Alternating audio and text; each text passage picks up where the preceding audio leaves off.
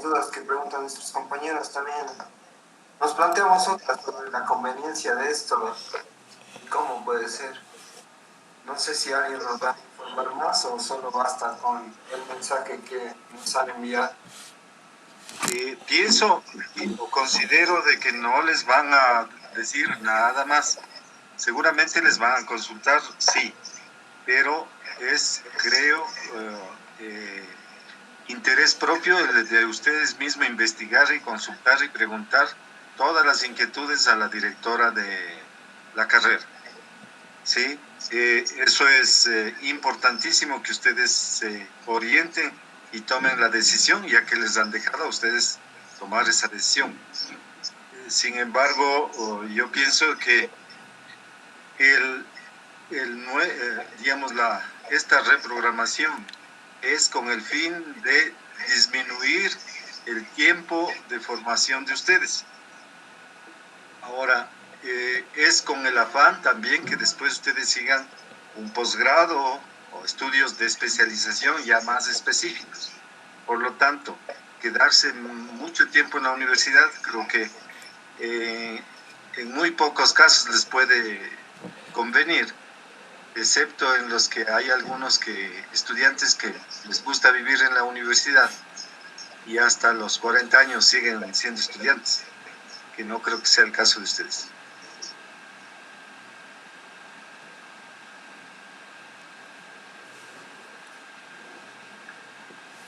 ¿Hay alguna otra pregunta? Si no hay, entonces vamos a lo que es el asunto del trabajo. ¿Qué inconvenientes tienen con el trabajo? Doctor, buenos días. A ver, Ruth.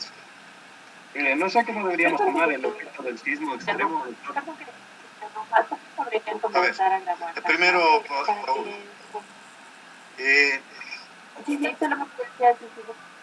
Camila. Se podría grabar esta clase para después tener acceso a la... No sé. Yo voy a poner a grabar. Ya les pongo a grabar para que tengan en cuenta las preguntas que ustedes han hecho. Ya ponemos a grabar en este instante. Ok, ya está grabando, ahora sí. El asunto del sismo extremo es de que es superior al que se presenta una vez en 500 años. Esos son los sismos extremos.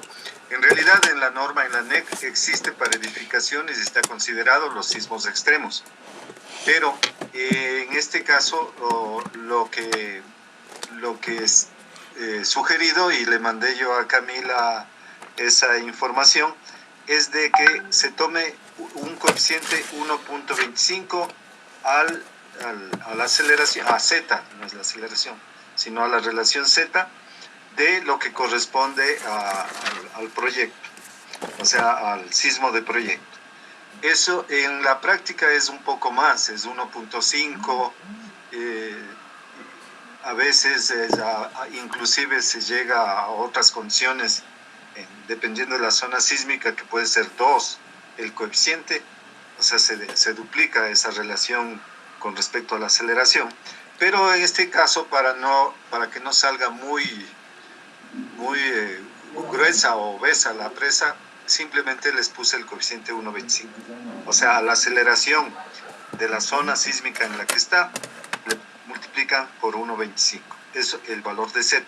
Eso es lo que habíamos acordado en este caso y ya les dije que les comparto. Ya, doctor, o sea, el coeficiente Z solo entraría 1.25 por 0.4, que sería nuestro caso, ¿no? Claro, así es, sería 0.5. 0.06 el río. 0.6, estoy mal. Multiplícale. Así, 0.5. Sí, doctor. Entonces, con eso trabajaríamos con las fórmulas normales de sismos, solo cambiando Z. Así es. Ahí es donde influye el extremo, en ese valor de Z, específicamente. Doctor, otra consulta. Estaba viendo que se necesita el ELEN, ¿no es cierto?, para sacar lo de la supresión.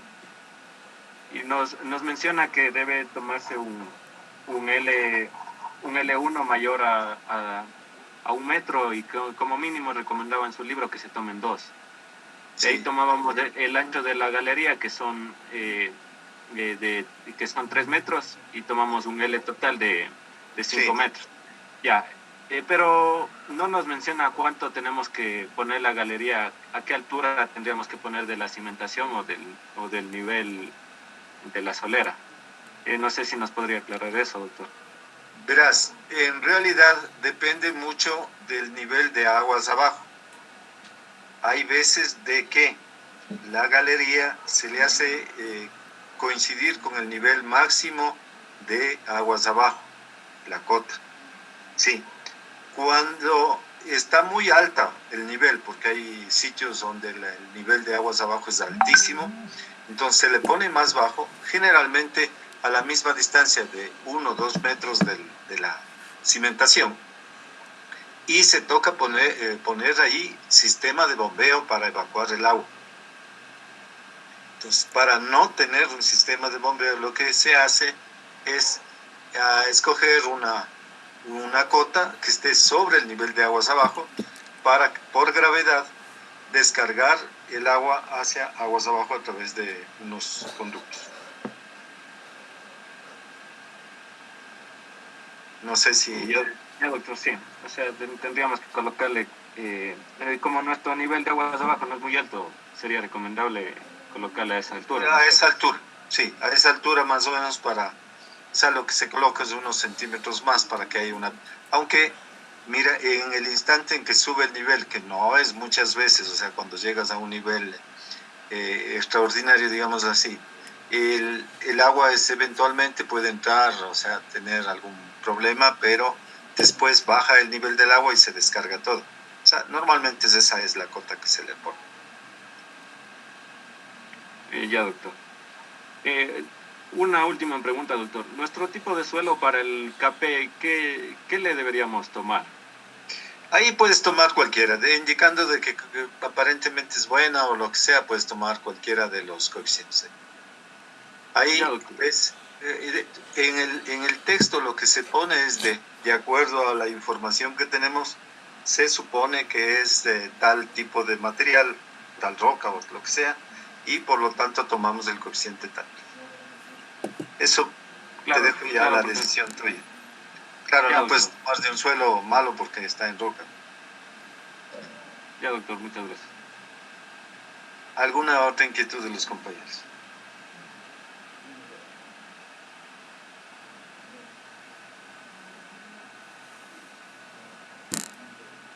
Doctor, yo le tengo una inquietud. Buenos días, doctor. A ver, Carlos, buenos días.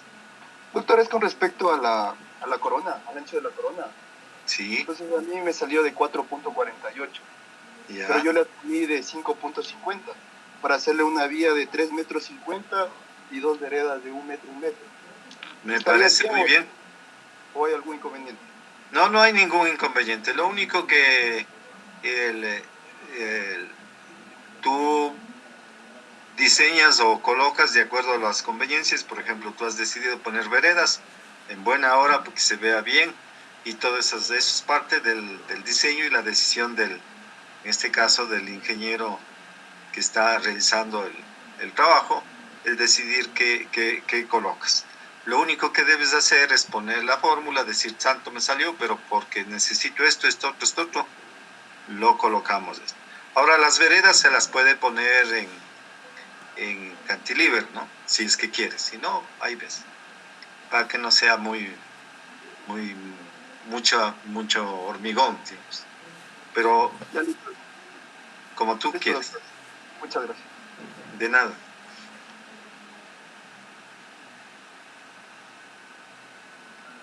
Doctor, una consulta con respecto a eso mismo. ¿La cota de la corona se le aproxima a números enteros o trabajo solo con los decimales? No, o sea, se le aproxima hasta las decímetros, digámoslo así. ¿Sí? Decímetros. En centímetros no se trabaja, sino hasta decímetros.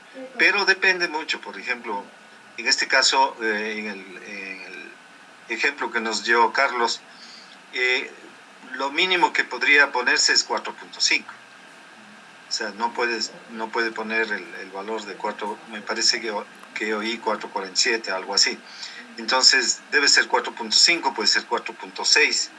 O sea, trabajamos al decímetro y si quieres al metro. Entonces, podría escogerse 5 entre las opciones que hay. Lo único que no trabajamos es al centímetro, ¿no? Por condiciones, obviamente, que no se requiere ese grado de exactitud. Son fórmulas que dan una aproximación, más no es. Y una vez que se hace el análisis estructural, porque la primera sección, ya cuando se está diseñando, la primera sección es a la altura de la corona que haces, ves los esfuerzos y seguramente puede ser que te toque hacerle más ancho, o seguramente te toque cambiar o configurarle de alguna otra manera, de tal manera de disminuir los esfuerzos de tracción.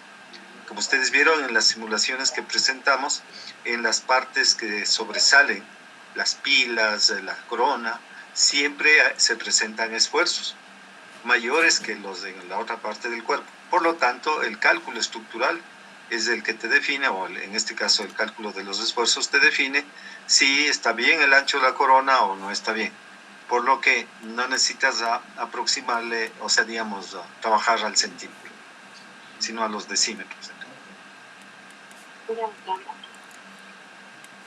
Doctor, otra preguntita, por favor. A ver, Carlos. Con respecto a las pendientes, o sea, a mí me salen de las pendientes aguas de arriba y aguas de abajo. A mí me salió, por decir, agua de arriba una pendiente de 0.15 y agua de abajo de 0.85. ¿Estaría bien o porque en el libro decían otros valores, doctor? No, un rango está en el libro. No está, sí, por decir un rango. Puede ser hasta 1. Puede ser hasta 1. Ahora, no sé si, como la presa de ustedes es pequeña, me parecería que puede ser demasiado 0.85. Me parecería. Pero eso ya en el cálculo puedes hacerlo. Yo te sugeriría empezar de un poquito menos, el de aguas abajo. El de arriba puedes dejarlo así. El de aguas abajo, no sé, porque que 0.85 me parece un poco. De aguas abajo me salió 0.85, entonces le modificaría, le reduciría para ver cómo va. 0.8, y si ya no da 0.8, puede, porque ahí sí ya puedes tomar mayor, pero revisándolo, porque si no, te salen los esfuerzos muy grandes, perdón, los coeficientes muy grandes, que tampoco es conveniente. O sea, no puedes poner un coeficiente 10, por ejemplo, de seguridad. Eso significa que estás sobredimensionado y nadie te acepta un proyecto con un coeficiente de esa magnitud. Estoy exagerando en el coeficiente, obviamente, pero si ya va 6, 7, ya es bastante. Listo, doctor, ya tomo en consideración lo que me ha indicado, doctor. Muchas gracias. Ya, perfecto, Carlos. Los demás todavía no empiezan, por lo que veo. Doctor, yo tengo una pregunta. A ver. Para verificación de los esfuerzos, ¿cómo se verificaría en la condición extrema? Porque en el ejemplo que está en el libro, para que usted hace uno para condiciones normales y otro para condiciones accidentales, la condición normal verifica la relación de los esfuerzos que sea menor que 3, pero en las condiciones accidentales no hace ninguna verificación, solo calcula los esfuerzos. Lo que pasa, en este caso, lo que se tiene que ver es no la relación de esfuerzos, sino el esfuerzo que aparece, ¿sí? Como es accidental y extrema, no son permanentes. En normales debe haber una relación de esfuerzos, ¿sí? Sí. En condiciones normales. En condiciones extremas, como yo les decía y le presentábamos en la simulación, en algunos casos en forma instantánea podrían aparecer esfuerzos inclusive de tracción. Sí. Sí, entonces, pero esos se tiene que configurar, o sea, analizarlos. Entonces no puedes decir, sabes, que tiene que guardar la relación de 3 entre el uno y el otro, porque son condiciones obviamente accidentales o extremas, sino que debes ver qué tipo de esfuerzos hay y según eso decidir si cambias la marca del hormigón, o sea, el esfuerzo que soporta el hormigón, o si pones inclusive hierro para que pueda digamos, soportar esfuerzos de tracción. Entonces en esa parte se pondría como recomendaciones según los esfuerzos. No, o sea, en este caso no pones, no verificas la relación de esfuerzos, sino la magnitud de los esfuerzos. Ya, doctor, esa era mi pregunta. O sea que no puede, no, en teoría no debe haber esfuerzos de tracción. Ya, doctor. ¿Alguna otra pregunta? Doctor, yo tengo una pequeña preguntita. A ver, vaya. Para lo que es la altura de la ola, primero yo tengo que basarme en el dato que usted me da del pitch y de la velocidad del viento con las dos fórmulas que observamos, Sí, ¿verdad? Así es. De las dos fórmulas saco un valor y en base a eso yo obtengo la altura de la ola, que sería un aproximado, ¿no es cierto? Es preferible dejarle en número, así sea decimal, pero número, por ejemplo, digamos 1.36 en vez de 1.35943, así, ¿no es cierto? Verás, en este caso y para todos los compañeros, no se trabaja con muchos decimales en lo que es ingeniería hidráulica. Entonces, en algunos casos excepcionales se puede trabajar al milímetro. Y ahí normalmente trabajamos con centímetros o magnitudes equivalentes. Estoy hablando de magnitudes lineales, ¿no? En todo caso, trabajamos al centímetro, no necesitamos en la altura de la ola porque no va, o sea, yo en este caso veo de mala manera, y es para que ustedes tomen en cuenta, cuando mandan el cálculo, por ejemplo, de la ola, como tú estás expresando, con 10 decimales. O sea, eso le da la calculadora o el Excel, eso no, pero no tiene sentido físico o no puedes tú cuantificar un valor de ese tipo. Yo sé que en estructuras las deformaciones les ponen por 10 a la menos 6, 10 a la menos, porque son magnitudes demasiado pequeñas y por lo tanto simplemente tienen un grado de significancia pero no de sentido. ¿Sí? Entonces, claro, si estamos hablando de fisuras y se te abre 1 milímetro es muy significativo. Pero en este caso, para altura de la ola, el nivel de aguas abajo, el nivel de aguas arriba, trabajamos al centímetro. Y todos los parámetros también normalmente con 2 decimales o 3 decimales, dependiendo de la significancia. Por ejemplo, hay coeficientes en hidráulica, como el coeficiente de rugosidad, que se trabaja con 3 decimales. ¿Cierto? Porque normalmente ese coeficiente es del segundo orden.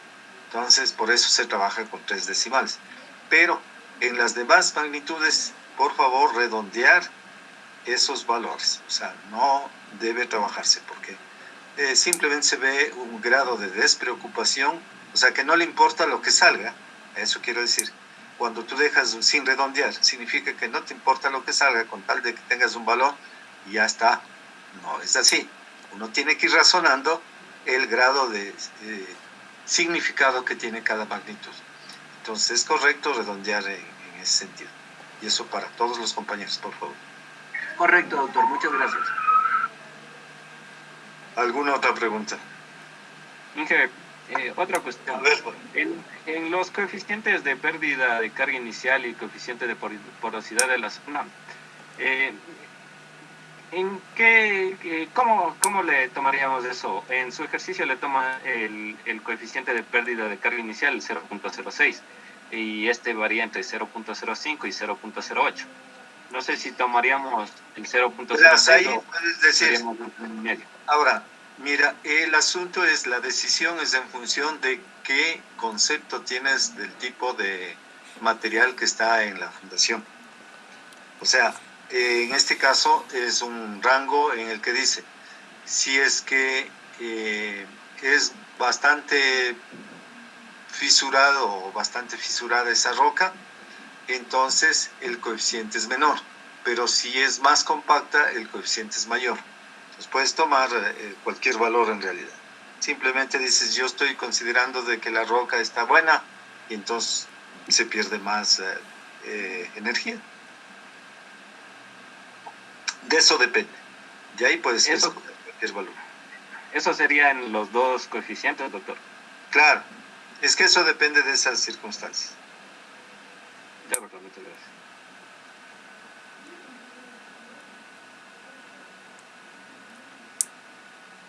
¿Alguna otra inquietud que tenga?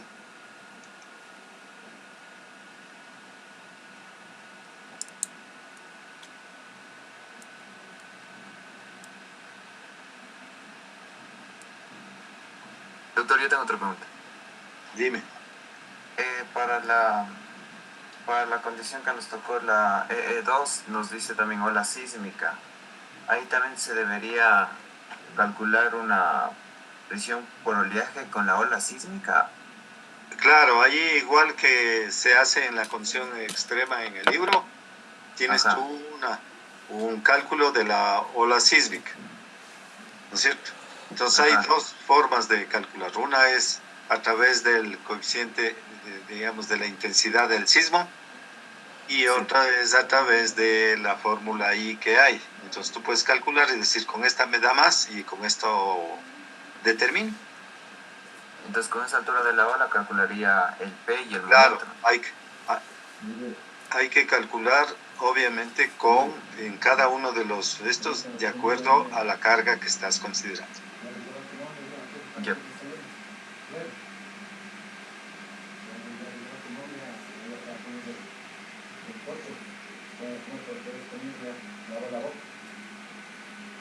¿Alguna otra pregunta? ¿Y ya tuvieron problemas en la curva cota caudal? Doctora, eso también tenía que preguntarles. Por ejemplo, a mí me sale tengo un caudal de 560. Llego a un caudal de 560.6. ¿Tendría que tener alguna variación entre eso o tengo que llegar justo al 560? Yo te dije de que obviamente el H que tienes tú ahí, o sea que es el tirante, lo trabajes hasta el centímetro. Entonces lo que les sugerí la vez anterior, y no sé si oíste tú, me parece que era Alexander que hizo la pregunta, bueno, tal vez estoy equivocado. El asunto es de que tú, al encontrar los puntos, coges los últimos resultados y haces una ecuación de regresión. Y en esa ecuación de regresión que tienes en el Excel, le pones el valor exacto del caudal para que te dé el valor exacto de H a nivel de centímetro. Ya, doctor. ¿Sí? Entonces, no, eso les dije, lo recomendé, no pongas la ecuación para todos los puntos de la curva cota caudal porque te va a dar una ecuación que no es muy exacta. Por eso se ponen los últimos puntos, los que estén cerca al valor tuyo, y en base de esa coges una próxima.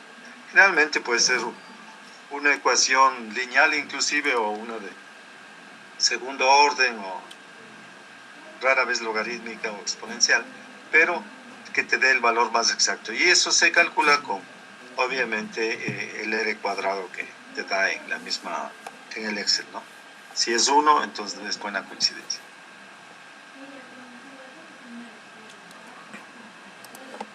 Doctor, una pregunta.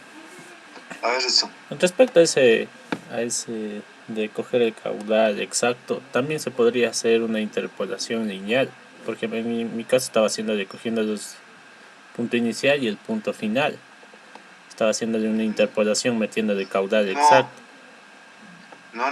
O sea, tienes que hacer los cálculos cada 25 centímetros o cada 50 centímetros, no sé qué tan. Esto tienes que hacer los cálculos hidráulicos. Exacto, no se sí. va a coger un punto y otro punto, al inicio y al final. O sea, sí lo hice, solo que cogí la interpolación, por ejemplo, en el caudal, como yo tengo de 570, te cogí el que me salió calculado, creo que me salió 548 y el otro se fue a 600 algo. Verás,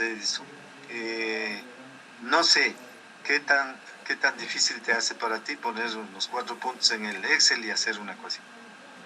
Ninguna dificultad.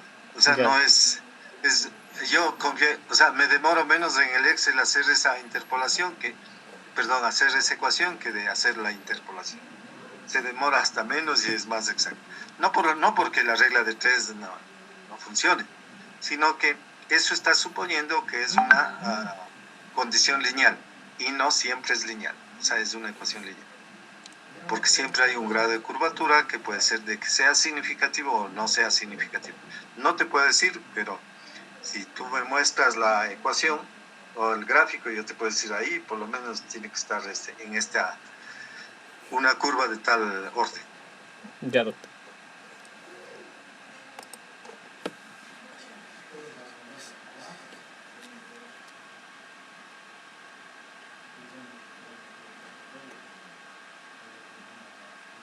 Si no hay preguntas, podemos ver un video, están interesados.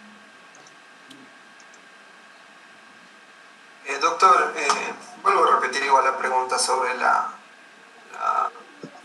medidas. En mi caso, la base de la presa me estaba dando 22.706. No sé si mejor ahí le aproximaría A ver. 22. Porque si es... 706. Ajá. ¿Y por qué no le pones 23? Le aproxima 23. Eso le iba a preguntar. ¿Y la pendiente ahí no cambiaría? Verás, la pendiente, no, la pendiente puede ser cualquiera. Una forma puedes mantenerle la pendiente, lo que le profundices es un poquito la cimentación. Ah, ya. No sé si me expliqué. Sí. Para que te dé el valor que corresponde, porque no necesariamente tiene que ser un metro que te profundices, puede ser 1,10, 1,20, lo que sea. Ya, gracias.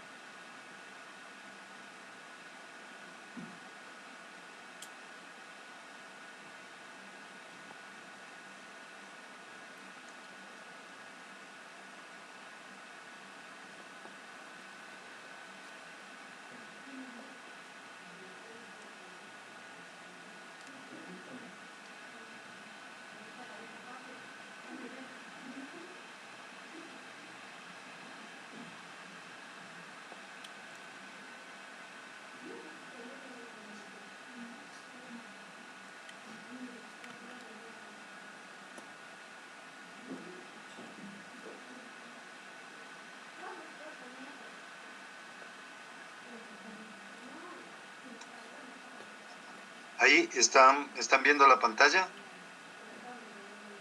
Sí, doctor.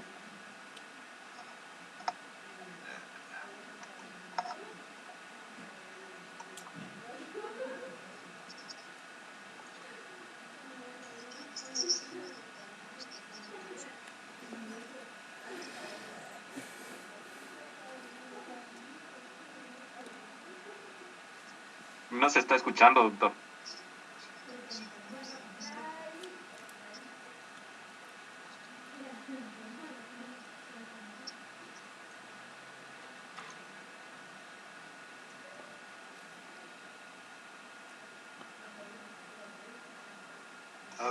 No están viendo el...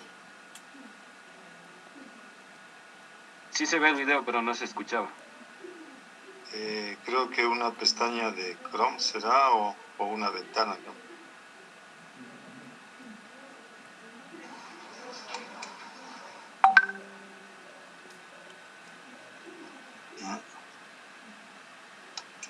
A ver, ¿cómo era que presentamos la vez anterior el video? Ahí puede ser como pantalla completa, ahí también le puede reproducir. Estaba tu... A ver, veamos.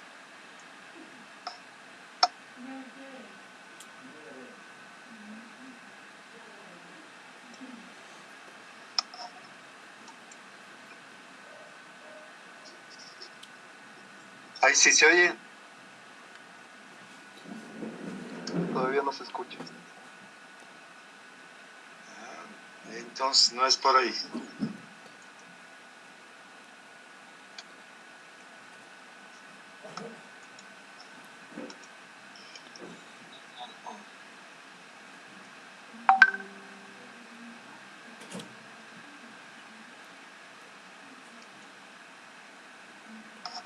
Ahí está.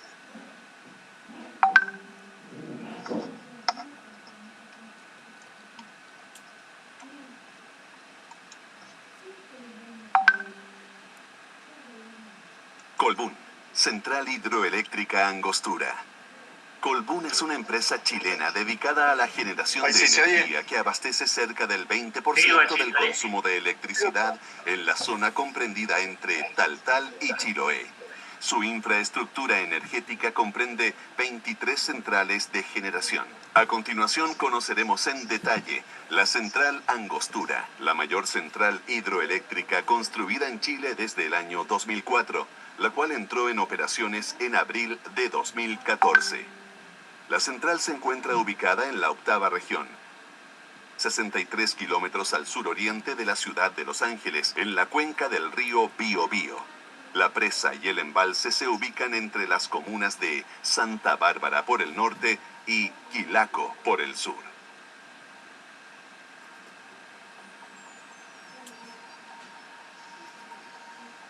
Descripción general. La central considera la utilización de las aguas de los ríos Biobío y Huequecura para la generación de energía eléctrica. Una parte importante de sus instalaciones se encuentran bajo tierra. Las principales obras que la componen son un túnel de desvío, la presa y el vertedero para el control de crecidas, un pretil en lado sur del río, la obra de toma, 3 túneles de aducción, la caverna de máquinas subterránea, 3 unidades de generación, 3 túneles de evacuación para devolver el agua al río Biobío y un túnel de desagüe de fondo.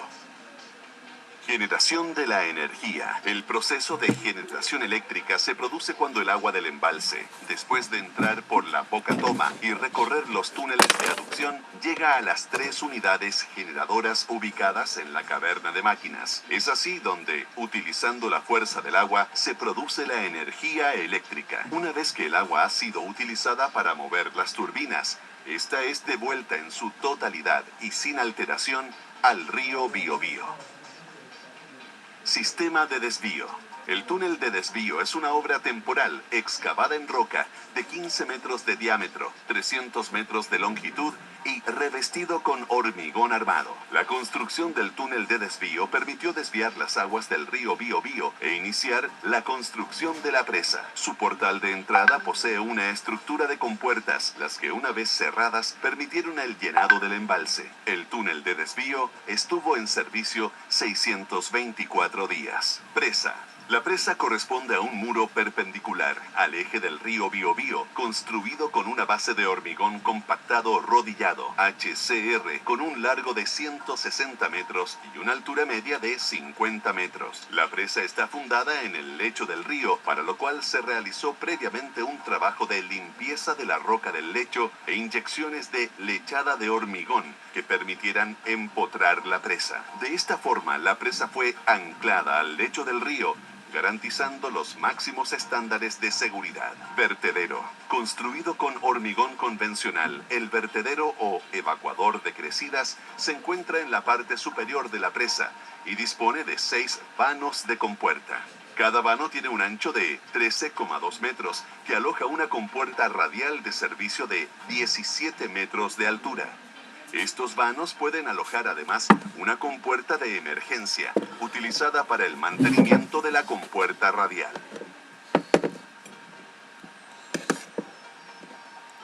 La finalidad del vertedero es evacuar de manera gradual y controlada los excesos de afluentes de agua en el embalse, cuando estos superan el caudal máximo que puede pasar por las 3 turbinas de la central. El vertedero de Angostura es el más grande de Chile y permite evacuar grandes crecidas que se producen una en cada 10.000 años. Pretil Sur. El pretil corresponde a un muro que confina las aguas del embalse en la ribera sur. Tiene un ancho medio basal de 77 metros, una altura máxima de 32, un ancho en su coronamiento de 8 metros y una longitud de 1.600 metros. Este muro está compuesto por gravas y arenas compactadas que, en su cara expuesta al embalse, posee un revestimiento de hormigón armado que es impermeable. Además, bajo el nivel de fundación de este muro, se construyó una pared moldeada, que es una estructura de hormigón de 80 centímetros de espesor y una profundidad media de aproximadamente 50 metros que penetra a lo menos 5 metros en estratos de suelo semi-impermeable. Esta pared moldeada es la de mayor longitud construida en Chile. Embalse. A partir del momento del cierre de las compuertas del túnel de desvío, se inició el llenado del embalse. El embalse Angostura posee una superficie de 641 hectáreas, de las cuales 180 hectáreas correspondían a los cauces de los ríos Huequecura y Biobío. El embalse Angostura es de mínima regulación, una condición que implica que su nivel varía como máximo 1 metro, lo cual permite disminuir los impactos ambientales y hace posible el desarrollo del turismo en su ribera. Bocatoma y túneles de aducción. El agua del embalse llega a los equipos de generación a través de la obra de toma, estructura de hormigón armado de 35 metros de altura y 108 metros de longitud, que comprende 3 bocatomas independientes y corresponde a la mayor obra de su tipo construida para una central en Chile. A la entrada de cada aducción se instalaron rejas que impiden el paso de elementos semiflotantes de tamaño mayor a 12 centímetros. Tras la bocatoma, los 3 túneles de aducción excavados en el macizo rocoso llevan en presión el agua del embalse hacia la caverna de máquinas. Estos tienen un desarrollo paralelo entre sí, con longitudes de 366 metros, 307 metros y 246 metros. Son de sección circular y revestidos en hormigón armado. Caverna de máquinas. Tras recorrer los túneles de aducción, el agua llega a las unidades de generación, en la caverna de máquinas. Es en este lugar donde se produce el proceso de generación eléctrica. Ubicada bajo tierra, la caverna de máquinas tiene una longitud máxima de 177 metros, un ancho máximo de 30 metros y una altura de 59 metros, siendo la mayor caverna de máquinas de Chile. El nivel principal acoge a la sala de control, donde se opera la central. Unidades generadoras. La central Angostura tiene 3 unidades generadoras, 2 con una potencia de 135 megawatts y una tercera de 46 megawatts. Esta configuración permite aprovechar de manera más eficiente y flexible el caudal afluente del río al embalse, el cual tiene una gran variabilidad entre invierno y verano. Las unidades generadoras son el corazón de la central, el lugar donde se produce la generación de energía. Cada unidad está compuesta por 2 elementos principales, turbina y generador. La turbina de eje vertical tipo Francis está conformada por un caracol, cuya función es llevar el agua con presión uniforme alrededor del distribuidor. El rodete de la turbina, el cual se mueve gracias a la fuerza del agua. El distribuidor, sus álabes móviles y su sistema oleohidráulico de operación que permiten graduar la entrada de agua y con ello regular la velocidad de giro de la turbina. El difusor, elemento bajo el caracol que evacúa el agua ya usada en las turbinas, llevándola hacia los túneles de descarga y de allí al río Biobío. Sobre la turbina y unida a ella mediante un eje se ubica el generador, cuyos principales componentes son el rotor y el estator. La fuerza del agua hace girar la turbina, que a su vez mueve al rotor. El estator, en tanto, es el componente estático del generador. El movimiento del rotor alrededor del estator produce un campo magnético, donde se induce energía eléctrica, generándose así electricidad. Túneles de descarga. Después de mover las turbinas para generar energía, el agua es devuelta íntegramente al río Biobío mediante 3 túneles de descarga, casi paralelos entre sí, con sección herradura y con longitudes de 184 metros, 170 metros y 92 metros respectivamente.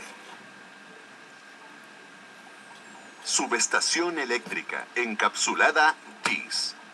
La energía producida por los generadores es conducida a la subestación eléctrica encapsulada GIS, o Gas Insulated Substation, la cual eleva la tensión de la electricidad a 220 kilovolts para facilitar su transporte a través de las redes de alta tensión. Desde la subestación salen 6 cables hacia el exterior a través del túnel de acceso hasta el patio de mufas, donde comienza la línea de alta tensión hacia la subestación Mulchen, ubicada a 40 kilómetros. Allí la energía es inyectada al sistema de interconexión central. Túnel de acceso. Para acceder a la caverna de máquinas se construyó un túnel de 260 metros de longitud, con una sección tipo herradura de 9 metros de diámetro, revestido de hormigón proyectado y pavimento de hormigón armado. Reposición de infraestructura. El proyecto consideró también nuevas obras viales con el fin de reponer caminos y puentes previos. Fue así como se repuso el tramo intervenido e inundado del camino Santa Bárbara-Ralco, llamado Ruta Q61R, construyendo un nuevo camino de 7 kilómetros entre el puente Piulo y la localidad de Los Notros. Este camino consideró la construcción de los puentes Piulo Oriente y el puente Biobío 2. Otra reposición relevante correspondió a un tramo del camino Santa Bárbara-Lo Nieve, que fue reemplazado por un camino asfaltado de 3,9 kilómetros Q685. Infraestructura turística. El proyecto Angostura también consideró la construcción de infraestructura turística en torno al embalse, con el objeto de generar un polo de atracción turística en la zona.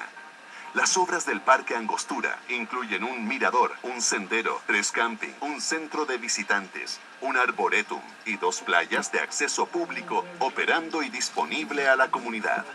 De esta forma, Central Angostura muestra que los proyectos de este tipo pueden aportar valor a su entorno, generando energía limpia y renovable y creando un nuevo polo turístico para la región.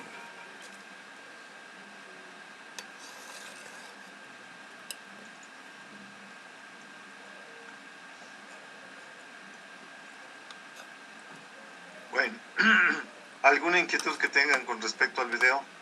El video es bastante interesante porque, primero, que es relativamente nuevo y está hecho muy explicativo, digámoslo así, con el fin de ver todas las estructuras que entran dentro de lo que es un proyecto hidráulico de una central hidroeléctrica. Si tienen alguna inquietud, algo que ustedes quieran, alguna explicación adicional o complementaria.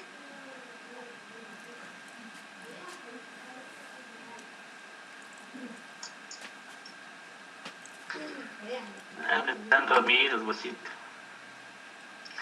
Así veo que justo en el video se van todos a tomar café o algo parecido.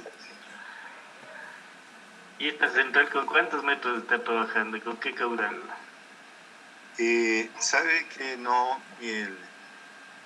de lo que entiendo, los caudales no son muy significativos. O sea, me parece que era el del vertedero era alrededor de 2.000 metros cúbicos por segundo, el vertedero. Pero no son caudales muy significativos. Porque Chile, como es muy angosta y no tiene cuencas muy grandes. Por eso los caudales, por eso para ellos es una obra gigante. Pero obviamente no es muy significativo. Claro, porque según lo que veo, la casa de máquinas está ubicada solo a cuántos metros de profundidad, a 60 metros de profundidad nomás, ¿no? No, Que la altura de caída serían 60 metros, nada más. No, Claro. la altura de la caverna es 50 metros. De la caverna, la presa sí. tiene 50 metros. Sí, no digo, pero la altura de caída para las turbinas. Está alrededor de menos de los 50 metros. Por eso, es más trabajes con el caudal que con la altura de caída. Sí, pero igual la potencia no es muy significativa ahí. Sí, porque si es 130, 260. Y más 40. Tipo como la de San Francisco, nada más, 220 Así que es. la de San Francisco. Ajá. Pero ahí vuelta en San Francisco es más caída. Claro, es la carga que tiene es alrededor de que pasa de los 150 metros a 160. Así es. A ver, de los estudiantes no tienen inquietudes, ¿no? No les gusta. Sí, doctor. A ver, María del Carmen, a los tiempos que te oigo. Sí, estoy aquí, pero surgió una duda. Quizás no sepa a qué longitud se encuentra anclada la central y con qué, o sea, con qué material. A ver, la central hidroeléctrica, a ver, una cosa es la casa de máquinas, otra cosa es la presa. En este caso, la presa estaba sobre roca y decía que se hizo lechada en este caso de cemento, para tapar las fisuras, y vieron esquemáticamente cómo estaba eso. Entonces está a gravedad, o sea, el peso propio de la presa es que le mantiene en su sitio, no está anclada para nada. La presa de materiales sueltos, el dique que estaba a un costado, esa sí tenía un muro, que es un muro hecho, es una zanja profunda, que también se hace con hormigón plástico para impermeabilizar lo que es la cimentación. Ese es otro tipo de... pero anclados no están. Y la central hidroeléctrica está hecho en la roca, es una caverna, es una cueva en la cual se tiene instalado todos los mecanismos y obviamente el sistema para producir energía eléctrica. No sé si esa era la pregunta, María. No sé, creo que me confundí porque vi una parte, pensé que era la presa, que decía que se encontraba anclada. No, no para nada. No está esa gravedad. Absolutamente no tiene ningún anclaje. Hay algunas presas que se les hace muy esbeltas, tipo presas de arco, pero no son de arco, sino que son planas, pero son muy esbeltas, las cuales sí se puede anclar en la roca.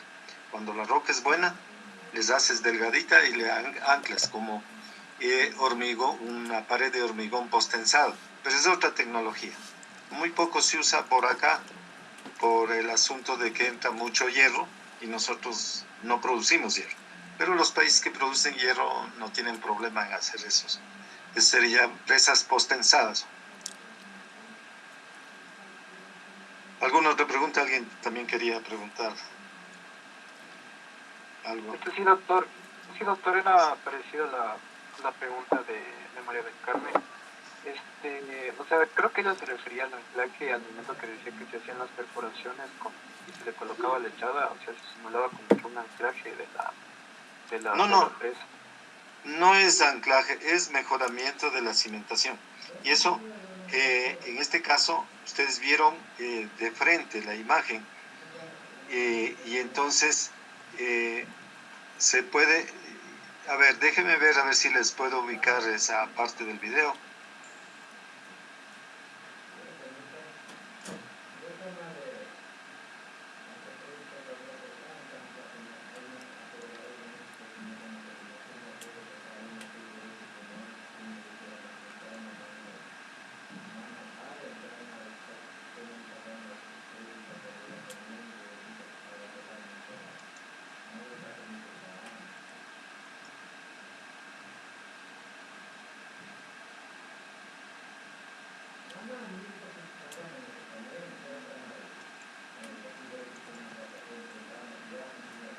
Ahí ya, ¿pueden ver ustedes la imagen?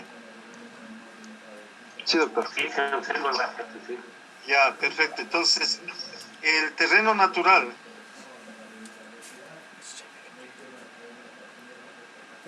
eh,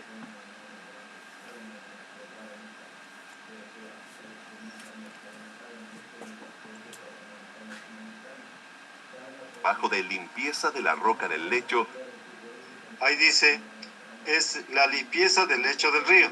Este es el terreno natural. No sé si puede ver el cursor. Sí, sí se observa. Ahí está, es el terreno natural. Entonces se cortó la roca, pues, los escombros, todo. Había obviamente material aluvial y coluvial, es muy insignificante, y se dejó este perfil para sentar la presa. e inyecciones de lechada de hormigón que permitieran Dice inyecciones de lechada de hormigón. Ahí se ven las perforaciones que se tiene a lo ancho del cauce. Esas son las perforaciones hechas. empotrar la presa. De esta forma, la presa fue anclada al lecho del río, garantizando los máximos. Ya, es cierto que dice la palabra anclada, pero no es anclada. Es una equivocación de la persona que está haciendo en este caso, la explicación. Lo único que hace es, ustedes ven ahí una red como de árboles, es impermeabilizar la cimentación, no es tan clara. La presa es a gravedad, o sea, no, ahí hay una equivocación del término correcto, simplemente asegura lo que es la impermeabilización de la cimentación, ¿sí? No es tan clara en realidad. Y yo no le había puesto porque como de antemano supongo que debe ser así, por eso ahí hay una equivocación. Máximos estándares de seguridad. Vertedero, construido con hormigón. Como ven, bueno, la idea del video es que es bastante moderno y entonces el modelo 3D es bastante bueno, o sea, tiene todas las obras o todo el detalle de los dibujos, que ahora es posible hacerlo tranquilamente. Entonces, podemos ver la forma de las pilas, la forma de las compuertas, en sí las barandas, las escaleras, cómo llegar a cada una de las compuertas, o sea, tienes posibilidad de acceso, dar mantenimiento. Todos esos aspectos obviamente están aquí al detalle en este tipo de compuertas. Entonces, es interesante, o sea, en este caso pueden ustedes repetirse el video en el internet, ahí ves cómo se opera la central hidroeléctrica Angostura. Y Hormigón convencional, el vertedero o evacuador de crecida. ahora, lo que podemos ver es de que siempre la parte del vertedero toca hacer con hormigón vibrado. Y aquí, fíjense, se encuentra en la parte tiene la conformación de la entrada para el Krieger, un tramo horizontal, que les había dicho, he explicado que a veces requiere un tramo horizontal porque es la gravedad, y después viene la configuración del mismo Krieger. Entonces, de esa manera está configurada ya y acá en la parte de abajo se ve lo que sería el hormigón rodillado. O sea, la parte superior está hecho con hormigón vibrado y la parte inferior con hormigón rodillado. Esa es la particularidad de esta superior de la presa y dispone de 6 vanos de compuerta. Cada vano tiene un ancho de 13,2 metros que aloja una compuerta radial de servicio de 17 metros de altura. Estos vanos pueden alojar además una compuerta de emergencia utilizada para el mantenimiento. Entonces, aquí están las compuertas radiales y aquí los orificios, y esta es la grúa con la que colocas las compuertas planas para dar mantenimiento a las otras compuertas. Ese es particularmente. Entonces, si ustedes se fijan, aquí están las juntas que en cada uno de los casos. Y de la compuerta radial. La finalidad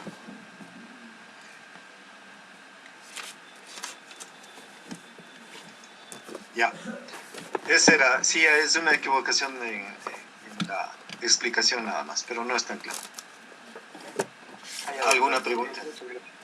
Sí, y esas perforaciones, ¿cómo se las realiza? O sea, Simplemente viene una perforadora, así como haces en el campo, llevas la máquina perforadora y haces un pozo, generalmente son de 4 pulgadas el diámetro, eso, o a veces es de 3 pulgadas, dependiendo de la profundidad, del tipo de roca que quieres, que tienes. Y entonces, una vez que está hecha la perforación, que general máximo llega a una vez la altura. En este caso ha de haber sido mucho menos un cuarto de la altura. Entonces, en el caso de ser una mala totalmente fundación, o sea, la roca de mala calidad, puede ser hasta una vez ancha, que se alcanza a 0,75, 0,50, inclusive a veces menos. Entonces, coges y inyectas a través de compresores o a través de bombas, inyectas lechada de cemento que generalmente está mezclado con bentonita y eso está tapado. Entonces a presión metes, en el instante que hay rechazo, o sea, sácala, o sea, ya no entra más, bombeas pero no entra más lechada, significa que tienes que parar. Paras y dejas que se frague, entonces automáticamente eso está. Y eso vas a la siguiente pozo, que es generalmente de 3 a 5, o sea, dependiendo del tipo de roca que tienes, qué tan fisurada es, puede ser a los 5 metros, haces de nuevo, inyectas y vas llenando todas las fisuras que existen en la cimentación. No sé si me expliqué. sí, doctor, muchas gracias. ¿Alguna otra pregunta?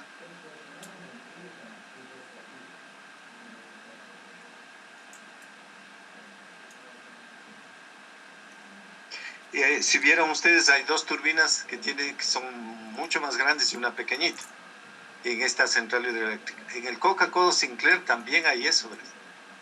¿Sí? Entonces, en el Coca-Cola Sinclair hay una turbina que genera 1 megavatio, pero esa turbina siempre funciona porque es el que le da energía a toda la central. Entonces, esa es una particularidad. Hay veces que toca hacer eso, entonces pones una turbina pequeña que es para, obviamente, generación de energía eléctrica únicamente para la operación de toda la central. En algunas centrales pequeñas, lo que se tiene es un motor a combustible para echar a andar o mantener las condiciones de necesidades de energía eléctrica dentro de esas centrales. Pero obviamente existiendo agua es mejor tenerlo de manera hidráulica. Claro, en esta central de Chile lo que se tenía o se consideraba es el hecho de que hay una variación de caudales y en algunos instantes puede hacer que no necesites producir tanta energía y lo haces a través de esa pequeña turbina que está ahí. ¿Alguna pregunta que tenga? Les sugiero a los que no tienen una fotito que ponerse, porque veo puro letras nomás en ustedes.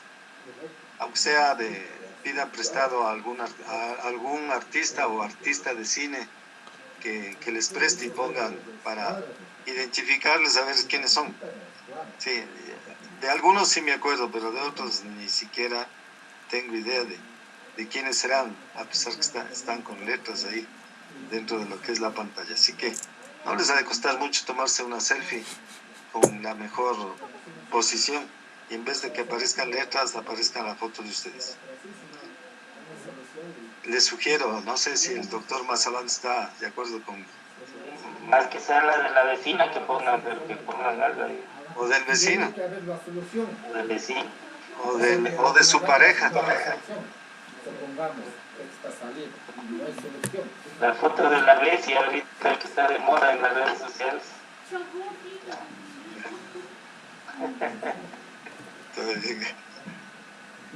¿Listo? ¿Hay alguna pregunta?